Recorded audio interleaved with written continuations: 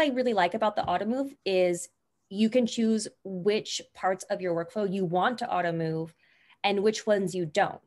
It makes sense for me for a lot of these steps to automove. However, when I get to this point where I have some here that are chosen not to automove, this is where those flexibilities within my workflow needed to occur. So I needed to have different workflows that I could kick in where if I receive documents from a client and I review them and I realize documents are missing, I didn't want the workflow to bypass that, hey, I now have to follow up with the client to request additional documents. What TaxDome does in this scenario, I'm actually able to just move the file or the job between the pipelines, and those tasks that I had created regenerate. So then I'm reminding myself, request documents, documents are in, still missing, request documents, documents are in. So that kind of flexibility was really beneficial.